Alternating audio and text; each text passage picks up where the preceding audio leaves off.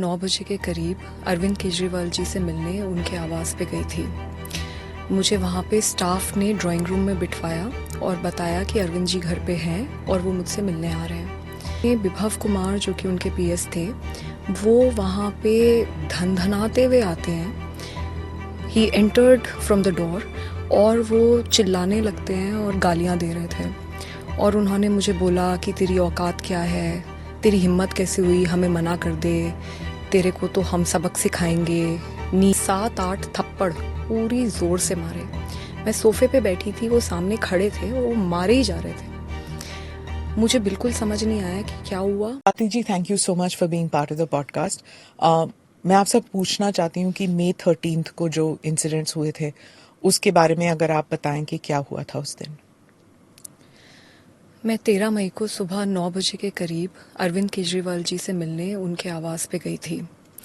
मुझे वहाँ पे स्टाफ ने ड्राइंग रूम में बिठवाया और बताया कि अरविंद जी घर पे हैं और वो मुझसे मिलने आ रहे हैं। फिर दूसरी बार एक और स्टाफ आया, उसने भी मुझे यही बात बोली और मैं वहाँ बैठी हुई थी, आराम से ही बैठी हुई थी। इतने में विभव कुमार जो कि उनके पीएस थे, वो वहाँ पे धनधनाते हुए आते हैं। He entered from the door और वो चिल्लाने लगते हैं और गालियाँ दे रहे थे और उन्होंने मुझे बोला कि तेरी औकात क्या है, तेरी हिम्मत कैसे हुई हमें मना कर दे, तेरे को तो हम सबक सिखाएंगे, नीच औरत, पता नहीं क्या क्या बोल रहे थे वो। और उस समय मैं बहुत सकपका गई और मैंने उनको बोला भी कि भाई क्या हो गया, मतलब अरविंद जी आ रहे हैं, क्या हो क्या गया। तो इतना मैंने बोला और इतने में ही उन्होंने हाथ छोड़ दिया। उन्होंने मुझे 7-8 थप्पड़ पूरी जोर से मारे। मैं सोफे पे बैठी थी, वो सामने खड़े थे और वो मारे ही जा रहे थे।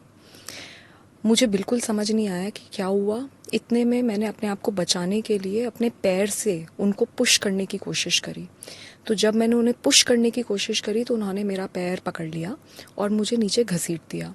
उसमें मेरा सर भी जो वो सेंटर टेबल है उस पे जाके टकराया। मैं नीचे गिरी और फिर उन्होंने मुझे लातों से मारना शुरू किया और मैं चीखती रही, चिल्लाती रही, मैं मदद मांगती रही और मैंने उन्हें इतनी बार बोला कि मेरे पीरियड्स चल रहे हैं, मुझे छोड़ दो, मुझे बहुत दर्द हो रहा है। उसके बावजूद वो आदमी नहीं माना। वो अकेला था कमरे में? जी, उस वक्त वो अकेले थे उस कमरे में और जब इतना ज़्यादा मुझे वो पीट चुके थे, उसके बाद मैंने किसी तरीके से अपने आप को छुड़ाया और मैं वापस सोफे पे जाके बैठी और मैं बहुत एजिटेटेड थी। तो मैंने तुरंत 112 नंबर पे कॉल करी। मैंने पुलिस को क्राइम रिपोर्ट करा। जब मैं कॉल कर रही थी तो उसने मुझे देखा और उसने मुझे बोला कि मैं तुम कुछ कर लो, हमारा कुछ नहीं बिगाड़ सकती और तुमको तो मार के गड़वा देंगे, हड्डी पसली एक कर देंगे। पर मैंने उसकी सुनी नहीं और मैंने कॉल कर दिया। जैसे ही उसने रियलाइज़ किया कि मैंने कॉल कर दिया है, वो तुरंत भागा भागा बाहर गया और सिक्योरिटी जो गेट पे खड़ी होती है उनको बुला के लेकर आया। जब सिक्योरिटी अंदर आई तो मैंने उन्हें बताया, मैं मतलब बहुत ज़्यादा एजिटेटेड थी और मैं उन्हें चीख चीख के बता रही थी कि मेरे साथ क्या हुआ। मैंने उन्हें बताया कि विभव ने कैसे लातों से, घूंसों से, थप्पड़ों से मेरी पिटाई करी है और यहीं बैठ के यहीं पे मेरी पिटाई हुई है। तो उन्होंने बोला, क्योंकि विभव ने मेरे सामने उनको बोला था कि इसको बाहर फेंको, तो मैं उनको बोलती रही। उन्होंने मेरे को समझाना शुरू करा कि नहीं आप बाहर निकलिए। मैंने उन्हें बताया कि मैंने 112 नंबर पे कॉल कर दी है, पुलिस को आने दो, ये क्राइम सीन है, यहाँ पे मेरे साथ इतनी बड़ा हादसा हुआ है, मैं मेंबर ऑफ पार्लियामेंट हूँ, मैं farmer Delhi commission for women chairperson हूँ, आप रुकिए, आप बस पुलिस को आने दीजिए, एक बार पुलिस आ जाए, मैं पुलिस आ जाएगी यहाँ पे, मैं फिर उसके बाद जाऊंगी। क्योंकि मेरे को ये डर था कि मैं यहाँ से चली गई तो ये टैम्पर कर देंगे पूरा जो भी एविडेंस है। तो इसलिए मैं उनसे बार बार आर्ग्यू कर रही थी। ये आर्ग्यूमेंट कम से कम 8 से 10 मिनट चला होगा और उसमें पूरा टाइम मैं देख रही थी विभव मुस्कुराते हुए वीडियो बना रहा था।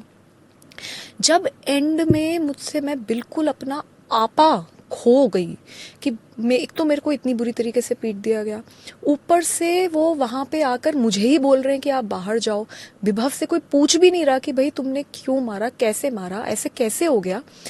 तब मैं अपना आपा खोया और मेरे मुंह से कुछ अपशब्द निकले जो बाद में हमने देखा।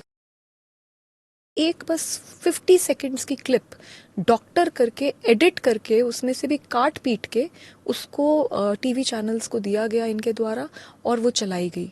और बाद में जब पता चला तो पुलिस का मैंने मीडिया के द्वारा ही एक स्टेटमेंट सुना कि किस तरीके से ये जो वीडियो है इसका सोर्स पूरी तरीके से फॉर्मेट कर दिया गया है। अगर वो 10 मिनट की वीडियो जो मैं चीख चीख के बता रही हूँ कि मेरे को कहाँ मारा, कैसे मारा, मेरा हाल जो अगर देख ले कोई, तो वो बिल्कुल बात क्लियर हो जाएगी। तो एविडेंस के साथ भी टैम्पर सो करा गया। According to what you are saying, दो वीडियोस हैं। एक तो सीसीटीवी वीडियो है जिसमें पूरा सीक्वेंस है जो अभी तक रिलीज नहीं हुआ थ्रू द सीएम्स रेजिडेंस, और दूसरा जो विभव जी ने खुद वीडियो बनाया है वो भी है। दो वीडियो सोर्सेज हैं अभी। जी बिल्कुल, 2 वीडियो सोर्सेज हैं और ये जो सेकंड वीडियो है मैं इसी का बता रही हूँ आपको कि वो वीडियो एक्चुअली पूरी वीडियो है, वो 8, 9, 10 मिनट की वीडियो है। तो जब वो आपको मार रहे थे वो वीडियो ले रहे थे? नहीं, हाँ। जब मैं वापस आके बैठी, तब ले रहे? जब मैं सोफे पे दोबारा आके बैठी और मैंने 112 नंबर कॉल करा, ये बाहर गया, ये सिक्योरिटी वालों को लेकर आया। जब सिक्योरिटी वाले वहां आए तब वो वीडियो लेना शुरू करा है। जब मुझे मार पिटाई कर रहे थे तो वो अकेला था कमरे में, तो वो वीडियो कैसे ले सकता है? तो जब ये मार पिटाई हो रही थी, यू वर ऑब्वियसली स्क्रीमिंग। कोई ऐसे साइलेंटली तो नहीं मार खा सकता। तो जब वो आपको मार रहे थे, and it is I mean according to what you have said, it is quite gross. ही आपने कहा 7-8 बारी he kicked you on the chest, stomach, pelvis, और आपके पीरियड्स चल रहे थे उस वक्त। He dragged you, your shirt was pulled up as per this, you were screaming for help. घर में और कोई नहीं था आपके मुताबिक? मुझे बताया गया था कि अरविंद केजरीवाल जी घर में हैं और वो मुझसे मिलने आने वाले हैं और मैं बहुत ज़ोर ज़ोर से चीख चीख के हेल्प मांग रही थी, लेकिन कोई मदद के लिए नहीं आया। स्वाति जी, आप उनके घर कई बार जा चुके हैं। क्या हर बारी आप अपॉइंटमेंट लेके जाते थे? इस बारी शायद नहीं लेके गए। क्या उस वजह से नाराज थे? क्या हो सकता था उस दिन? मैं अपॉइंटमेंट लेके तो हार्डली कभी गई हूँ। जब जब मैं घर गई हूँ तब तो मैंने कभी भी अपॉइंटमेंट नहीं लिया। हाँ, ज़रूर है कि अगर ऑफिस जाते हैं उनके, क्योंकि उनकी मीटिंग्स लगी हुई होती हैं और बहुत एक प्रोटोकॉल होता है, तो अगर सेक्रेटेरिएट जाते हैं तब एक बार ऑफिस पे के लिए ऑफिशियल टाइम लेके जाया जाता है। लेकिन जब घर जाते हैं तो मैं ऐसे ही जाती हूँ। ये कहते हैं कि मैं ट्रेसपास कर रही थी, मेरे पास कोई अपॉइंटमेंट नहीं था। तो मैं ये जानना चाहती हूँ कि अगर मैं ट्रेसपास कर रही थी तो फिर तो गेट पे ही रोक देते। फिर अंदर से अंदर तक मैं पहली बात कैसे चली गई, और दूसरी बात जो ये कहना चाह रहे हैं कि मेरे पास कोई जी अपॉइंटमेंट ही नहीं था, तो मैं तो हमेशा ऐसी ही गई हूँ। मुझे हल्का सा इल्म भी नहीं था कि अगर ऐसे में मतलब आज कुछ मेरे साथ होने वाला है।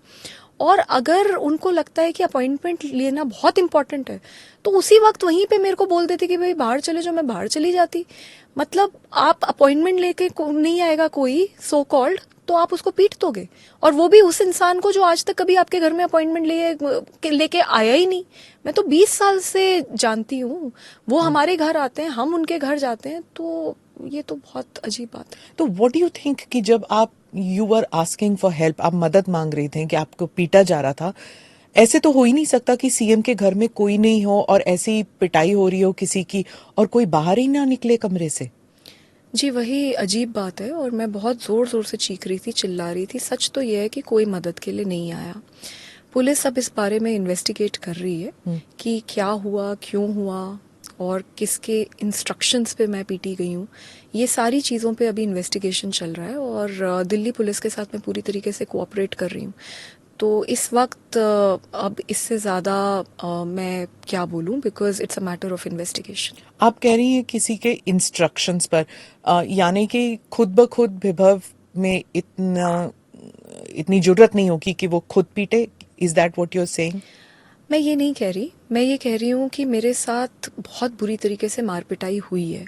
अब बहुत सारे सवाल उठते हैं। वो जो सवाल हैं कि कैसे पिटी, क्यों पिटी, विभव ने अकेले मारा, क्या किसी के इंस्ट्रक्शंस पे मारा, ये सारी चीज़ें अब मैटर ऑफ इन्वेस्टिगेशन है। दिल्ली पुलिस के साथ मैं पूरी तरीके से कोऑपरेट कर रही हूँ। हाँ, मैं ये भी है, लेकिन मैं किसी को क्लीन चिट नहीं दे रही, क्योंकि फैक्ट ये है कि मैं ड्राइंग रूम में थी, अरविंद जी घर पे थे और मुझे बहुत बुरी तरीके से पीटा गया। मैं चीख रही थी, चिल्ला रही थी, पर कोई आया नहीं। ये भी फैक्ट है कि आज तक इतना सब कुछ हो जाने के बावजूद मेरे पास अरविंद जी का कोई कॉल नहीं आया और वो मुझसे अभी तक नहीं मिले। ये भी फैक्ट है कि इस पूरे प्रकरण में अरविंद जी उस आरोपी को पूरी तरीके से बचाते हुए दिख रहे हैं। वो उसको लेके लखनऊ घूम रहे हैं, वो उसके लिए प्रोटेस्ट पे सड़क पे उतरे। इतना तो उन्होंने मनीष जी जब अरेस्ट हुए थे उनके लिए भी नहीं करा। तो ये जो चल रहा है और पूरी तरीके से पूरी पार्टी में हर इंसान को इंस्ट्रक्शंस दिए गए हैं कि मेरा कैरेक्टर असैसिनेट करो, मेरे विक्टिम शेमिंग करो, मुझे मतलब बुरी तरीके से टॉर्चर करो। तो ये मुझे जो दिख रहा है इसको लेकर मैं किसी को भी क्लीन चिट नहीं दे रही, but definitely I want the Delhi police to investigate the matter in a very free and fair manner, because बहुत बड़े बड़े लोग हैं एंड प्रॉपर इन्वेस्टिगेशन होना चाहिए और उसके बाद जो भी सच है उसको सामने आना चाहिए। क्या ऐसे हो सकता है कि ये वो घर इतना बड़ा है कि आप ड्राइंग रूम में आपको मारा जा रहा है और बाकी जो कमरे हैं अगर कोई उन कमरों में है तो उनको सुनाई नहीं दे रहा? ऐसे हो सकता है क्योंकि आप जानती हैं, आप गई हुई हैं उस घर में। तो उस घर में